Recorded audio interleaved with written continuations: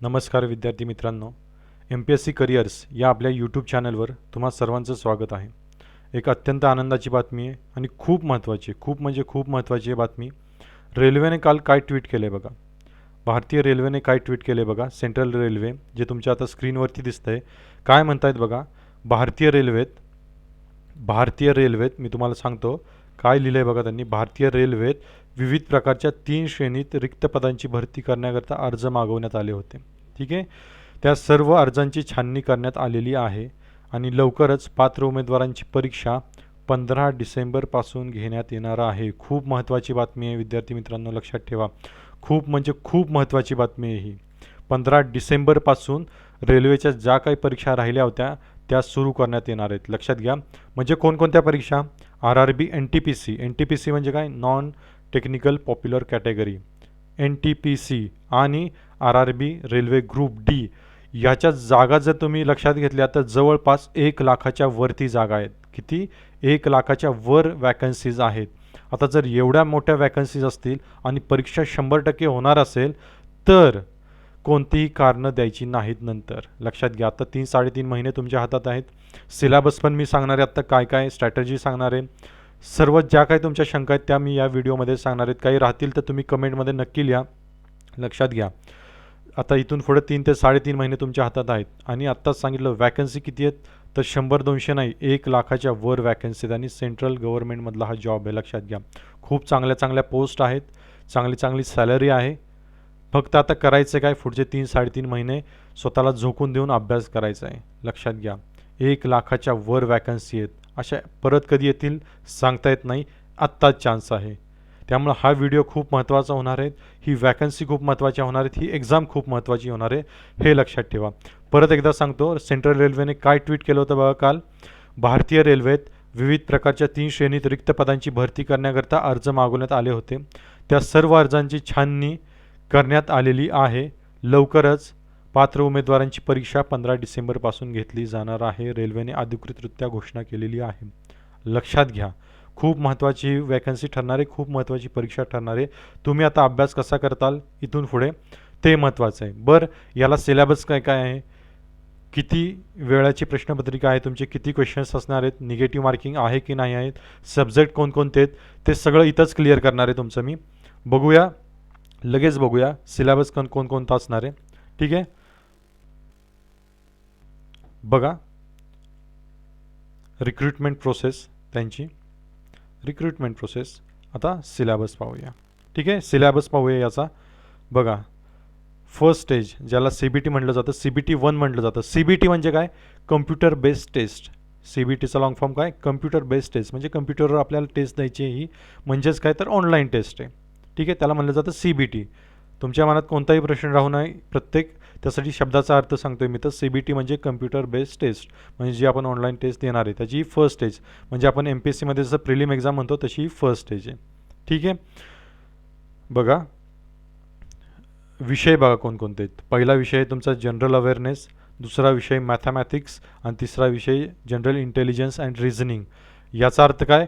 प्रिलिमला first स्टेजला फक्त आणि फक्त 3च विषय आहेत तुमच्याकडे. फक्त आणि फक्त 3च विषय. मॅथमॅटिक्स तुम्हाला माहिती आहे, गणित, याचे 30 प्रश्न येणार आहेत. ठीक आहे. जनरल इंटेलिजन्स तुम्हाला माहिती आहे, रिझनिंग म्हणजे काय बुद्धिमत्ता, त्याचे 30 प्रश्न येणार आहेत. आणि जनरल अवेअरनेस. आता जनरल अवेअरनेसमध्ये काय काय येते बघा, त्याचे सुद्धा सब टॉपिक्स आहेत. जर 40 प्रश्न जनरल अवेअरनेसचे आहेत त्यातले 20 प्रश्न मी तुम्हाला सांगतोय करंट अफेअर्सवरतीच असणार आहेत, चालू घडामोडी. 20 प्रश्न चालू घडामोडीच असणार आहेत. म्हणजे जनरल अवेअरनेसमध्ये काय काय येतं तर चालू घडामोडी येईल, तुमचं इतिहास येईल, भूगोल येईल, विज्ञान येईल. हे घटक तुमचे जनरल अवेअरनेसमध्ये येत आहेत. बरोबर. काय सांगितलं बघा मी, जनरल अवेअरनेस ह्या विषयामध्ये एक विषय जरी दिसत असला तरी त्यामध्ये चालू घडामोडी येणार आहे, तुमचं इतिहास येणार आहे, भूगोल येणार आहे, राज्यशास्त्र येईल थोडेफार आणि विज्ञान येणार आहे. आणि हे जे 40 प्रश्न येणार आहेत जनरल अवेअरनेसचे त्यातले 20 प्रश्न हे चालू घडामोडीवरतीच असणार आहेत. मी लिहून देतो. 20 प्रश्न हे चालू घडामोडीवरतीच असणार आहेत. म्हणजे जनरल अवेअरनेसचे 40 प्रश्न, मॅथमॅटिक्सचे 30 प्रश्न आणि बुद्धिमत्तेचे 30 प्रश्न, असे मिळून 100 प्रश्नांची ही टेस्ट होणार आहे तुमची. आणि वेळ बघा किती असणार आहे. वेळ असणार आहे 90 मिनटं, याचा अर्थ 1.5 तास. जर तुम्ही टिपिकल MPSCची एक्झाम बघायला गेला तर तिथं वेळ असतो तुम्हाला 1 तास. 100 प्रश्न असतात आणि वेळ असतो तुम्हाला 1 तास. पण इथं 100 प्रश्न आहेत आणि वेळ तुम्हाला 1.5 तास. 1.5 तास म्हणजे वेळेचा काही प्रॉब्लेम नाही. हे इथं लक्षात घ्या. वेळ भरपूर आहे आपल्याकडे, भरपूर आहे आपल्याकडे. आणि जर एखादा जर विद्यार्थी जर हँडिकॅपमध्ये असेल तर त्याला 120 मिनिट दिले जातात. हे सुद्धा लक्षात ठेवा. म्हणजे 2 तास दिले जातात जर हँडिकॅपमध्ये असेल तर. आता तुमच्या मनामध्ये प्रश्न असेल, ठीक आहे 100 प्रश्न आहेत, 1.5 तासाचा आपल्याला वेळ मिळतोय. तर तुमच्यामध्ये प्रश्न असेल तुमच्या मनामध्ये की मग याचं निगेटिव्ह मार्किंग आहे का? तर मी तुम्हाला इथेच क्लिअर करतो. निगेटिव्ह मार्किंगचं इथं त्यांनी दिलेलं आहे बघा. There will be negative marking, म्हणजे तिथं निगेटिव्ह मार्किंग असणार आहे. किती? 1/3 marks shall be deducted for each wrong answer. म्हणजे काय? 1/3. म्हणजे 3 जर तुमचे प्रश्न चुकले तर तुमचा 1 मार्क वजा केला जाईल. परत एकदा मी सांगतोय, जर तुमचे 3 प्रश्न चुकले तर 1 मार्क तुमचा वजा केला जाईल. आता बघून घ्या, हे तुम्हाला कळालं निगेटिव्ह मार्किंगचा, काही प्रश्न नाही.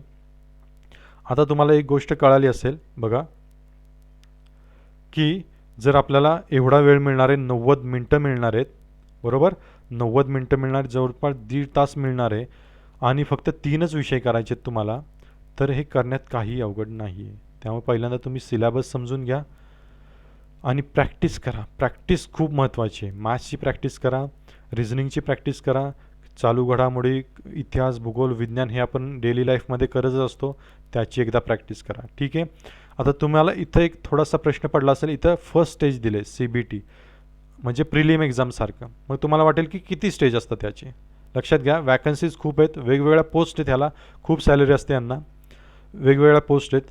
जशी इथं फर्स्ट स्टेज आहे तशी ही फर्स्ट स्टेज क्लिअर झाल्यानंतर सेकंड स्टेज असते, ज्याला आपण काय म्हणतो, MPSCमध्ये असाल तर तुम्ही त्याला मेन्स एक्झाम म्हणतात. तशी एक्झाम इथे सुद्धा असते, मी तुम्हाला सांगतो. ठीक आहे, ज्याला सेकंड स्टेज म्हटलं जातं. बघा इथं सेकंड स्टेज येते, ज्याला सेकंड स्टेज म्हटलं जातं. ही सेकंड स्टेज म्हणजेच तुमची मेन्स एक्झाम. जे प्रिलिम पास होतात म्हणजे फर्स्ट स्टेज क्लिअर करतात त्यांना सेकंड स्टेजमधून जायला लागतं. आणि सेकंड स्टेजमध्ये काय काय असतं बघा, इथं सुद्धा 90 मिनिटाचाच वेळ आहे, पण इथं प्रश्न वाढले असतील बघा. इथं प्रश्न वाढले असतील, मी तुम्हाला सांगतो, इथं प्रश्न वाढले असतील बघा. तुमच्या स्क्रीनवर दिसतंय जनरल अवेअरनेस 50 प्रश्न आहेत, जनरल अवेअरनेसचे 50 प्रश्न तुम्हाला इथं दिसत असेल. आणि मॅथ्सचे 35 प्रश्न, मगाशी 30 होते, इथं 35 झाले. इथंही रिझनिंगचे 30 होते, इथं 35 झाले. आणि ते जनरल अवेअरनेसचे जे 40 होते तिथं फक्त 50 झाले. म्हणजे थोडीशी हार्ड बनवण्याचा प्रयत्न केला इथं. ठीक आहे, 1.5 तासच ठेवला आहे. CBT 1ला सुद्धा 1.5 तास होता, इथे सुद्धा 1.5 तास आहे. फक्त इथं प्रश्न जेव्हा तिथं 100 होते, इथं फक्त 20 प्रश्न वाढवलेले आहेत. आणि प्रश्नांची क्वालिटीसुद्धा वाढलेली असते, लक्षात घ्या. सेम जर फिजिकल हँडिकॅप असेल तर 120 मिनटं म्हणजे 2 तास इथं देण्यात येतात, लक्षात घ्या. आणि प्रत्येक प्रश्नाला 1च मार्क असतो, म्हणजे 120 प्रश्न म्हणजे 120 मार्काची तुमची टेस्ट असणार आहे. ह्या 2च एक्झाम्स आहेत. जर एखाद्याने क्लर्क या पदासाठी भरला असेल त्यांची टायपिंगची टेस्ट सेपरेट होते आणि एवढंच आहे. त्यानंतर डॉक्युमेंट व्हेरिफिकेशन होतं अँड दॅट्स इनफ. तुम्ही ऑफिसर म्हणून तुमची नियुक्ती झालेली असते, एवढंच आहे. 3च विषय, इथंही 3च विषय करायचे, जनरल अवेअरनेस, मॅथमॅटिक्स आणि जनरल इंटेलिजन्स. आता तुमचा पुढचा प्रश्न असेल तर मग याला काही स्पेशलाइज पुस्तकं असतात का, अभ्यास कसा करायचा, बरोबर. हो, याला पुस्तकं असतात. रेल्वेची एक स्पेशल पुस्तकं असतात, मार्केटमध्ये अवेलेबल असतात. याची लिंक, पुस्तकांची लिंक मी तुम्हाला डिस्क्रिप्शनमध्ये दिलेली आहे. त्या लिंकवरती जाऊन पुस्तकं परचेस करा, पुस्तकं घ्या. जास्त फार काही किंमत नसते त्या पुस्तकांची, ती तुम्ही अवश्य घ्या. मी तुम्हाला लिंक देतो आहे डिस्क्रिप्शनमध्ये, तिथून ती पुस्तकं तुम्ही खरेदी करा. ठीक आहे.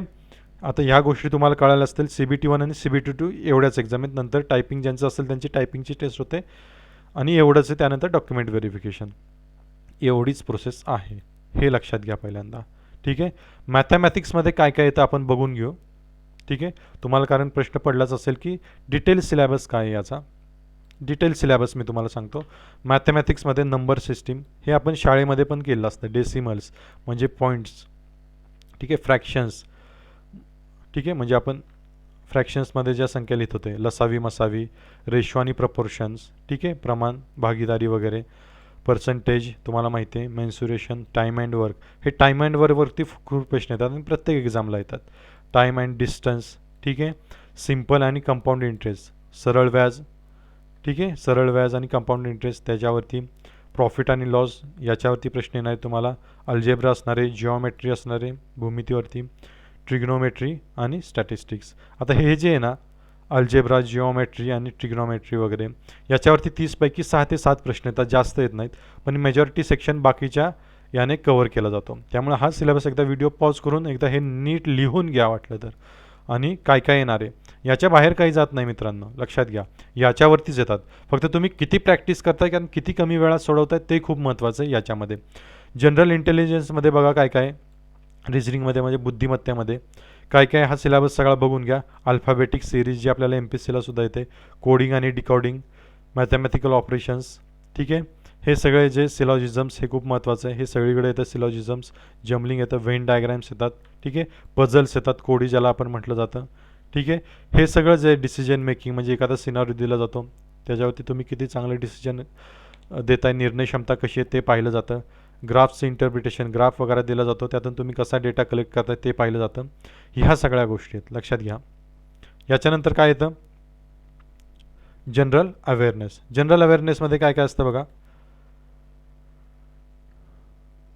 जनरल अवेअरनेसमध्ये तुमचं येतं तर पहिलं जसं सांगितलं तसं करंट अफेअर्स, सगळे करंट अफेअर्स म्हणजे चालू घडामोडी. इथं त्यांनी इंग्लिशमध्ये दिलं आहे, तुम्हाला सोप्या भाषेत सांगतो. करंट इव्हेंट्स एवढे एवढे सगळ्यांचे दिलेत, म्हणजेच काहीतरी चालू घडामोडी, ठीक आहे.